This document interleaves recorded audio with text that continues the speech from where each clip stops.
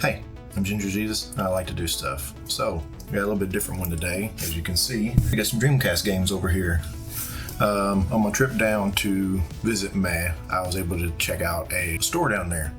I had already had a Dreamcast that was for parts that I'd gotten through a lot, but it didn't have a power supply. Had the disk drive, but didn't have the power supply, and I was looking for parts for it. So, there's some Dreamcasts that were sitting around waiting for repair, and they were awesome. We bought some stuff from them, and they allowed me to buy one of the units that was waiting for repair. That was missing a part on the disk drive. They sold it to me, very good cost. The price was too good to pass up because it did turn on. So at minimum, I'd be able to get an emulator on it, and it'd be an awesome little setup for either me to use, or I could turn around and sell it and continue this on and get some more deals and that kind of stuff. So I got them. I smashed those two together, and it actually works. The other one didn't read. It had some issues. It needs a laser. What the part was missing was part of the spindle. The laser looked good, and so I was able to take the spindle parts and motor out of the one, put it in the other, and it works. It'll read games. But what'll happen is you'll turn it on, and it fails to read games for the first 90 seconds to 2 minutes of it trying to read games. It will not read, but then it will start reading. And once it starts, it reads every time. I can change the game out, turn it off, leave it for a few minutes, minute or two, and turn it back on, put any game in it, and it reads it first time, no problem. Sweet. So, did a little bit of research, and looks like it should be capacitors for the drive. The Dreamcast has its own separate board that has caps on it. Seems to be a fix for this. So I'm going to show you exactly what it's doing, and if you come across one, give it a little try. Try what I'm going to show you and see if it actually ends up working. Once it does a certain thing, it reads every time. So I'm going to give it a shot, and we'll see what happens. Let's get to it. Get you in a pretty decent spot so I can show you what's going on. So I'm going to capture it on the computer here, probably put like a little overlay or something like that right here. So you check this out. It starts up just fine. You can see that it goes in there. It's been off for a little bit, so it's going to go. It's going to take us into the menu. So I'm going to put a game in. I got a couple of them here. So it's going to try to read. Hopefully it'll pick it up.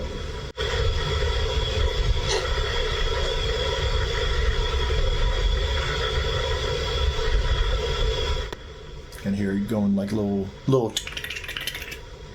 and keep it tries. Spins up, beeps. Says please insert disk. Here it's at full speed. So, just watch. I'm going to open it. We're going to let it go again.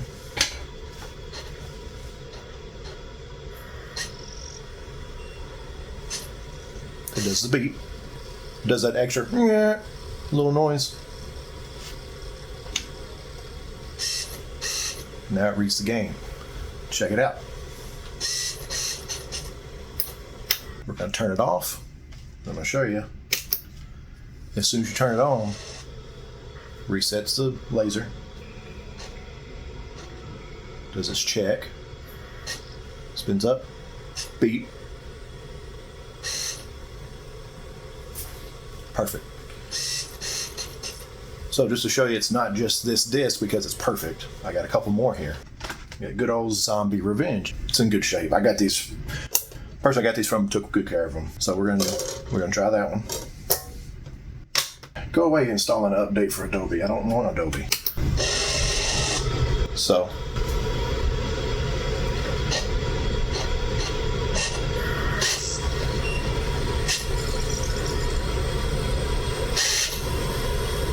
well, you can hear it do like the little beep, and then as it reads out, and immediately goes into it, and it reads great.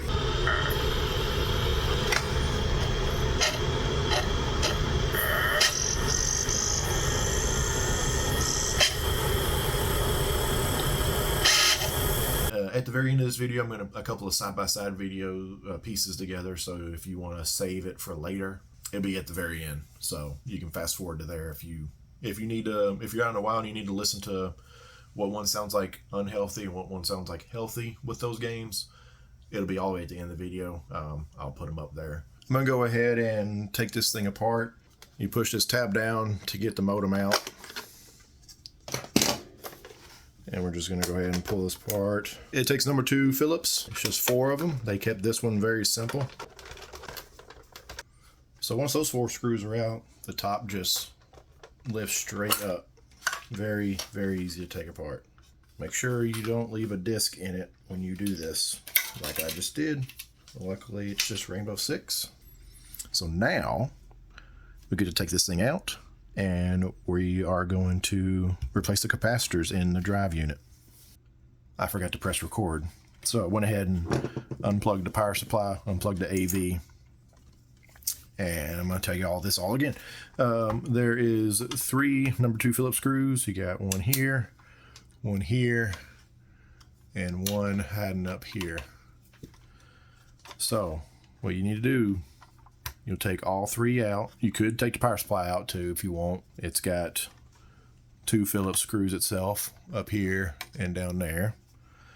And once those are out, you can unplug the power switch and pry this tab back just a little bit to get it to come up. And once it comes up over that, it's slotted back here. And you have these power pins here, so you can just pull it straight up. And you can take this protective plastic shield, insulator shield off. And it'll be a little bit easier to take this out, because when you take this, you'll take all 3 of those out. You'll lift up this right side first. So you'll kind of lift it up, you'll pop it up just a little bit, and then lift it up at an angle and out, because this is going to be underneath that a little bit. So it'll make it a little easier. Do not flip it over, because this unit is not connected. It will fall out. You will very much definitely damage the ribbon, damage the laser, and everything that you're working for is all for moot. So be very careful. So we're going to go ahead and pull these 3 screws out. Get that out of my way. Bring it a little closer so you can see a little bit better there. All right, I got those 3 loose. I'm gonna get a magnet. Just carefully go in here and grab those 3 screws there. Set those aside. You must reuse these short ones. If you do not reuse the short ones, it can go through and hit the motherboard. So don't forget that. Now that those are out, I'm gonna come right here. I'm just gonna pry it up like that. And we'll grab both sides here. And I'm gonna lift up this right side and bring it on out like that right there.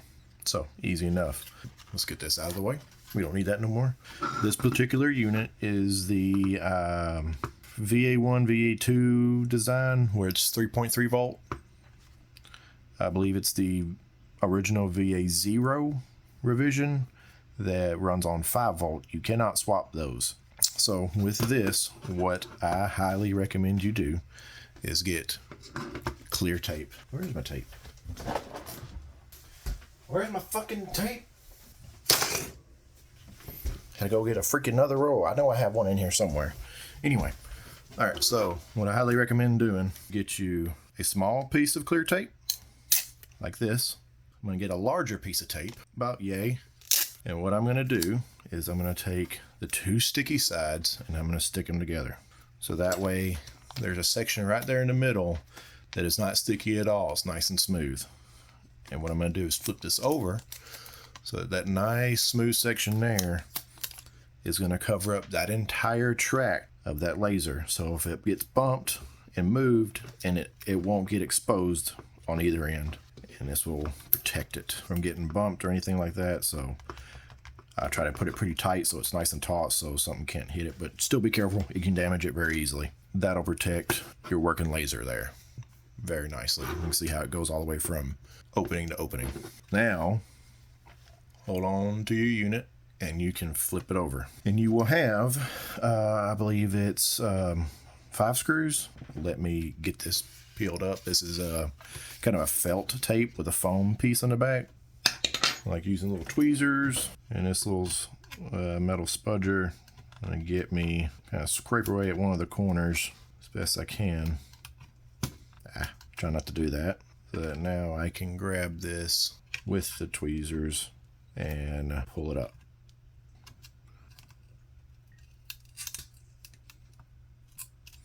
Now I got that. Hold the disk drive, squeezing it where I'm holding the motor spindle, and just kind of put a couple fingers there in that little track there, so you're not going to press down on the laser and accidentally still damage it. So you have one there, there, and then 2 here. Also number 2s. This stuff's pretty sticky, so as long as your hands are clean, it should stay really sticky. I'm gonna go ahead and use my little magnet. See how these are really short? So when you put this together, make sure you don't put, make sure you don't put the wrong ones in, because these are even shorter. All right, you got those 5 out. I just kind of lightly tap this down, and this entire shield will pop. I didn't mean to pull the whole board up. Will pop up like that, and you can lift the whole thing off. So now there is your drive board, and you can see all the surface mount capacitors we have on here. Looks like we got 1, 2, 3, 4, 5, 6, 7, 8, 9, 10. 7 of them are 6.3 volt 100, probably 100 UF. Yeah, looking at my little cheat sheet. Oh no, there's a couple different ones. So we got a 16 volt 100 UF, a 6.3 volt 100 UF. So there's a 6.3, 6.3, 6.3, a 6.3, and a 6.3, and we have a 16 and a 16. And then these little ones, we have a 47 UF 6.3, a 47 UF 6.3, and a 47 UF 6.3. So there's 3 of those. So we have three different capacitors. What did I do with my little bag of capacitors? My capacitors.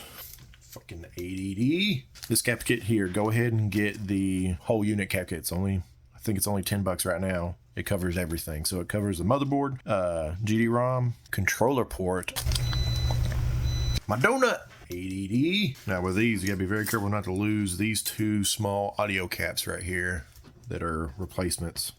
So I only need those right there, and there'll be an extra one in there for the motherboard. Now, there's my caps I need right there. Oh, that was all convoluted. So some of these are 6.3 volt, some of them are 16 volt. All of them are getting replaced with 16 volts for the 100 UFs.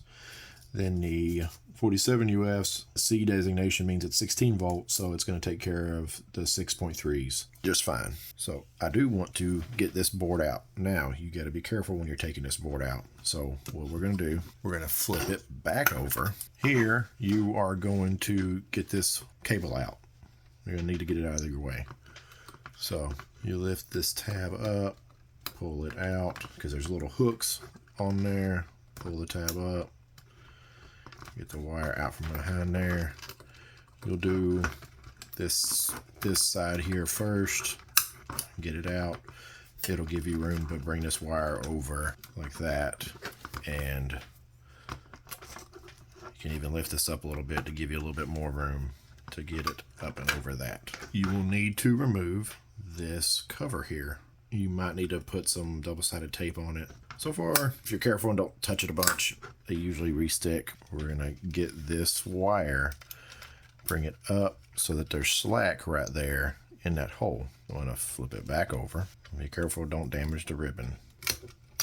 There we go. We can fish that back. There we go. Not stressful at all. So with this, I do not pull it from the laser. Pull it from the board. Just walk it back and forth, giving it a nice even tug like that. There we go.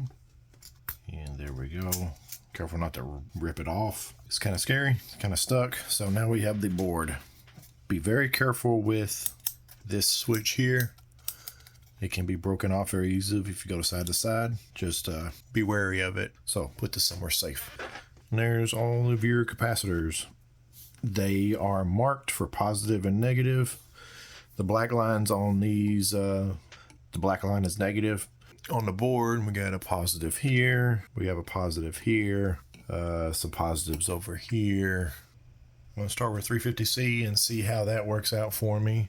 So I'm going to just put a dab on all of those. We'll see how that goes.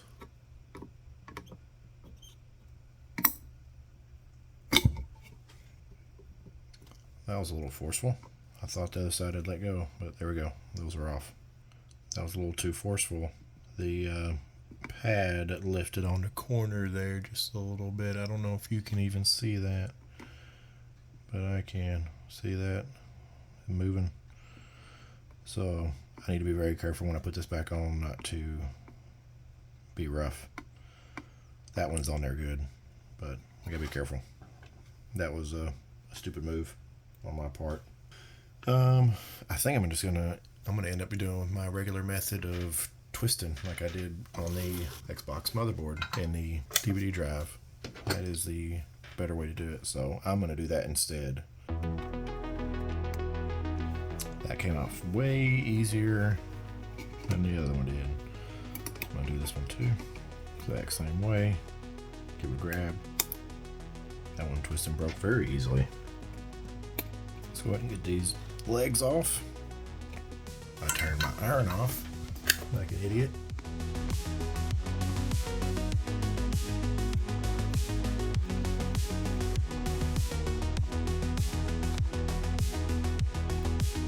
Alright, so I gotta do the 47s first. So I'm gonna go ahead and open this up and do those two. I'm gonna tin the nubs on the back of the new caps. Trying to only get on the legs so I don't make a mess. And just the solder that's on the iron should be enough. Just like that right there. Now I've got to position this. Remember, you got negative on the square side, positive is the angled side. I'm gonna do this one back here, which is C205. Try to get lined up as best I can. There we go, there's one side. Give it some pressure and try to do this other side. It's very nice this sat down there. And I did that thing again where I forgot to mark these that I haven't done yet. Do another 47. I'm gonna get out a couple 100 UF.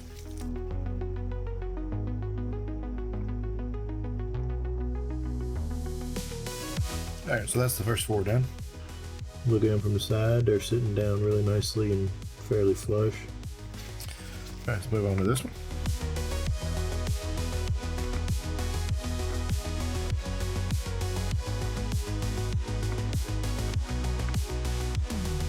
Alright, there's that one. Alright, we can move on to, let's do this one right here.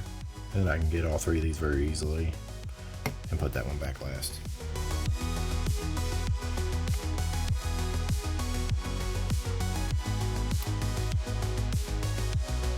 Now don't forget, 510 on this one is left empty. This is a XV799 GDROM control board.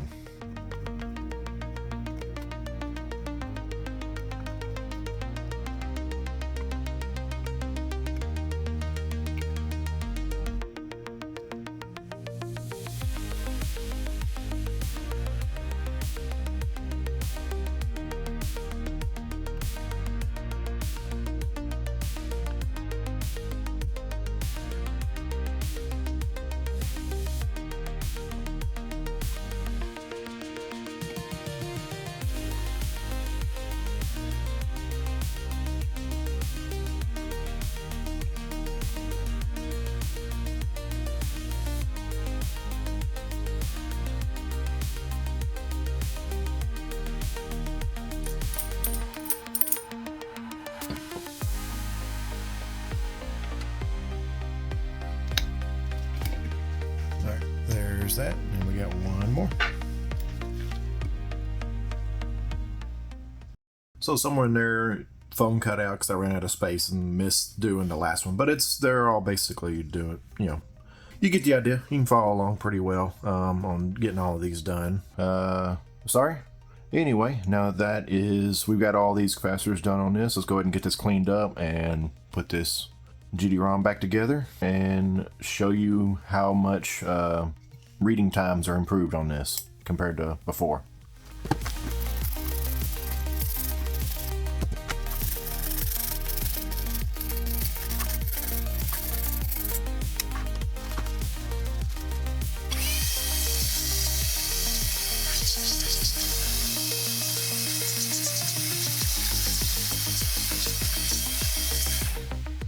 Alright, we got it cleaned up. I might treat this switch because these are known for getting sticky sometimes and needing to be cleaned. Other than that, we'll get it put back together.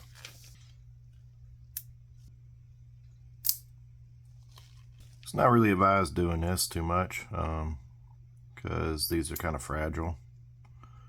And if they work, then you don't really need to worry about it. But I'm just going to put a little dot of deoxit down in here. There you go. You can kind of see in there. There's a contact pad down at the bottom, and then there's 2 leaf pins attached to the lever there. So they can get a little bit of oxidation on them, and you'll see people need to press down the dish tray top to get it to show it's closed. Add a little dot, just about that much. That will protect it for a long time. There we go. Get that on there. And I just have to clip on the front and the back. A little bitty clip there. There's one there, and there's one on that side. Make sure you put it on the right direction because one side's smaller than the other. If you put it on backwards, it'll hold it forward. So now, you got it in the right direction, it'll let it go down all the way. Bring our pieces back in here. We'll need that there, this here. I'll need all my screws that are in the bottom of my little thing here. I'm trying to remember how this needs to go back together, and I can't remember.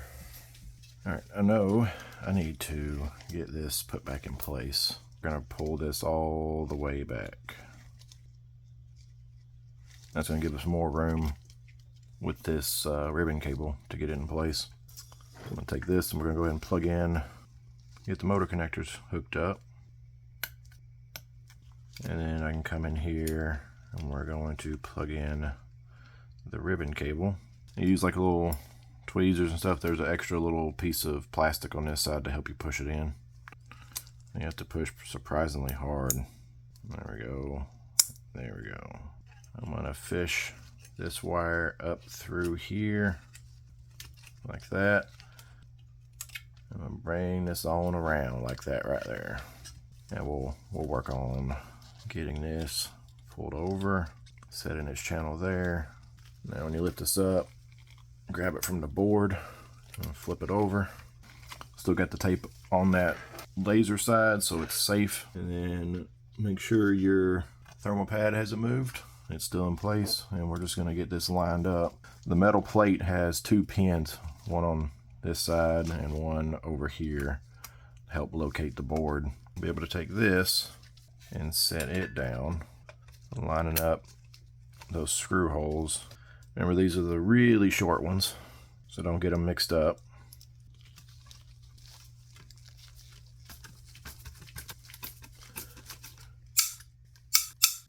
Cover this back up, get that stick back down. Now we'll flip this back over again, and then protect this cable here. There's this little plastic piece that goes over it. Put it in the right direction. That goes down in there. Now we can work on getting this fished around and back in its little clip. Get this cable started underneath that one and that one. You lift this tab up and push the wire up underneath it like so. Get the wire put back down this little slot over there. Line up the 3 little pegs, and that is back together. Let's go and put it back in the Dreamcast, get a little test. Goes together basically the same way it came apart. You slot it into the side there, and then push this right side down. Go ahead and start these 3 screws here. Torque it. I'm not going to bother putting the cover back on so you can listen to it and compare before and after. Get this taken off. Make sure there's no residue. We're good. So this thing has been unplugged for about a week. We'll start with NFL. Grab my capture device. Plug that in. So you should be able to listen pretty good. Make sure that's off before I plug this in. All right, this should capture this starting up right over there. I'm gonna go ahead and close the tray, and we'll just see how long it takes to boot.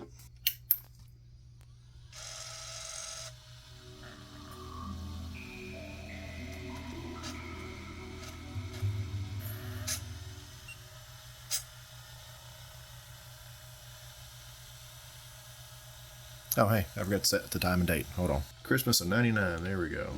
Perfect. I'm gonna close the tray. We got the game in.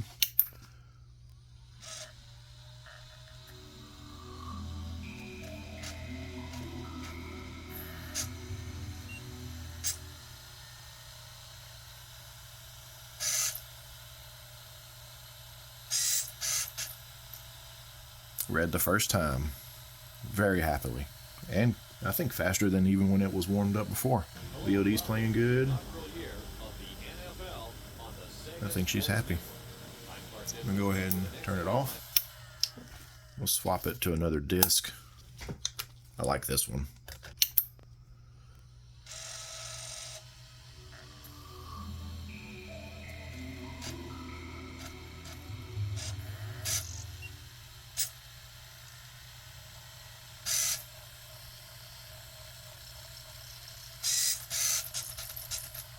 It was very happy loading that. Real nice and fast.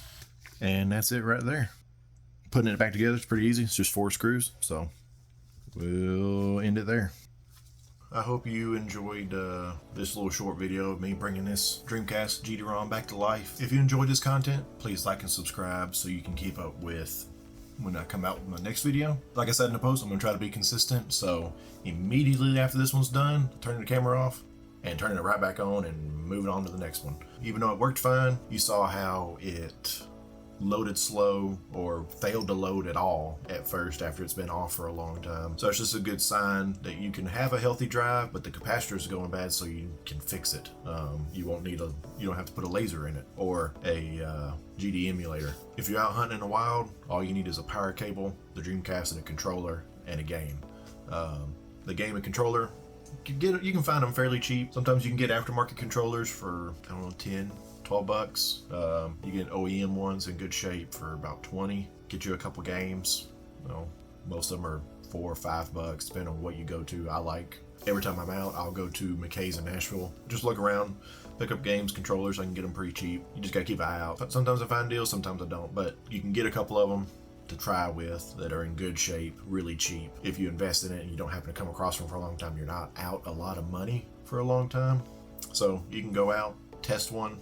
Don't have to have a screen to hook up to, because the AV cables are kind of hard to, a lot of people lose them. A lot of places don't even sell them. Most game stores will sell them, but it's hit or miss if they'll have both, because you have the AV one and then you have the VGA one. I had to go to 2 completely different stores to get 2 completely different cords, because one store had the VGA, one store had the AV, and not all games work on the VGA output. A lot do, not all of them. So that's all you need, and you just gotta listen.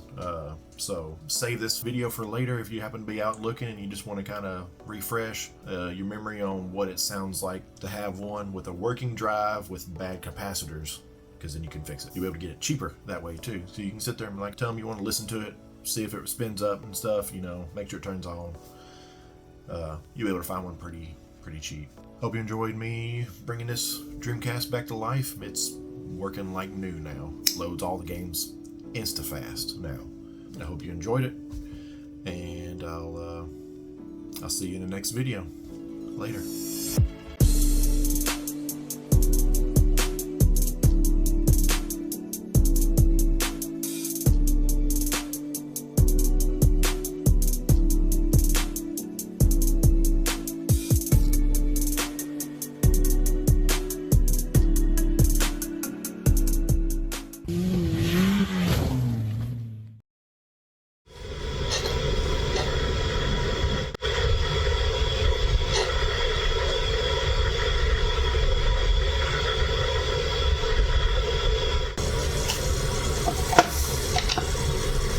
I'm going to pull the cover off, probably get a little bit better audio representation of what to look for. So the noises you're going to hear is you're going to hear it whirring of the movement motor for the laser. You're going to hear it kick up. It's going to pull it in. So you'll hear that kind of like a kind of noise. Oh God, I've been recording for 7 hours. I've got to delete that somehow. I will have to fix that later. Doing a few of these just so you can kind of hear how different games read, start up. And I'll try to pop it up on screen and maybe even rewind a few times if I can let you hear it. Here we go.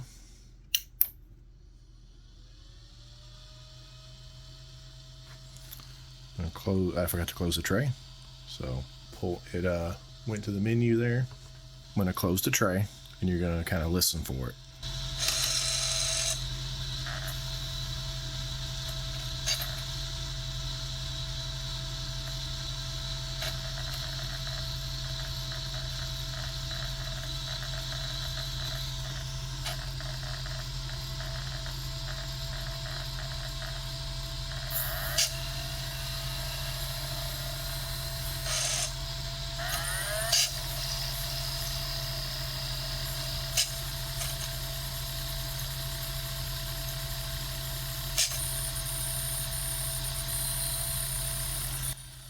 Alright, so it has checked the disc, and look, it's going to say please insert a game disc. If you listen, you can hear it. It's going, and it's making that constant little ticking sound. So we will open the tray. We're going to close the tray.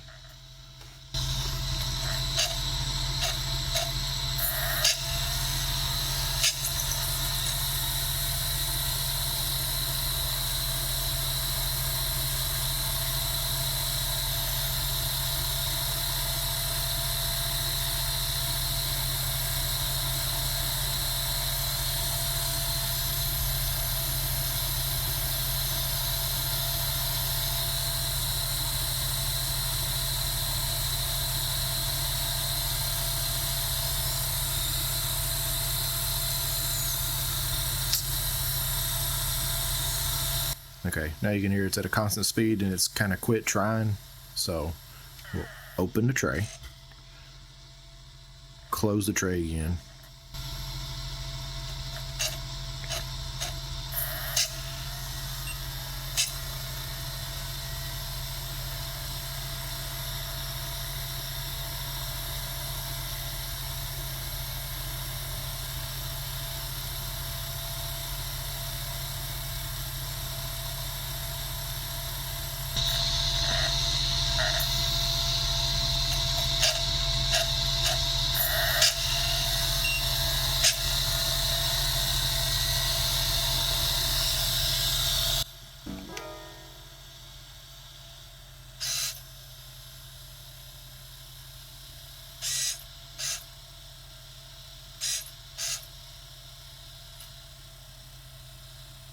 And now it's working.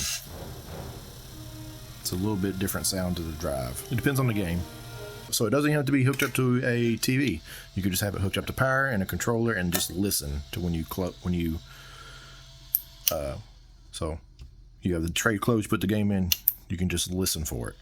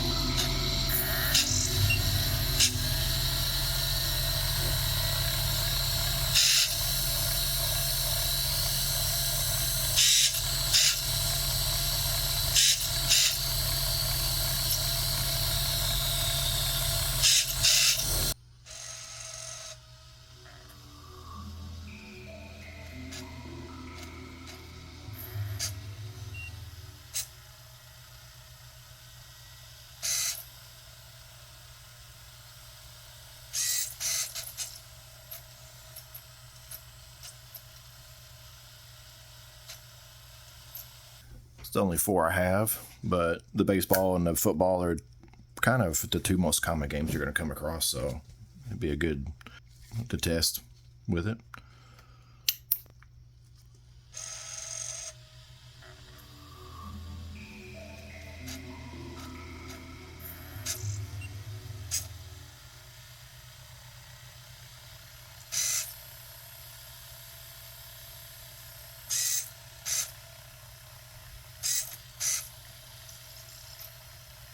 Go ahead and shut this down. So that's all the sounds that I wanted you to hear. So you can you heard what it sounded like when it first starts up and it's having the issue reading. And I gave you, once it started reading good, went through and gave you, once it read good and it was warmed up, once it was warmed up and it was reading good, I gave you 4 different games so you can kind of get a listen to what a healthy read is. A healthy read and startup. So you have the before and the after it's had a moment to warm up. Hopefully I got the side-by-side comparison of the 2 pretty good for you. And that's it right there.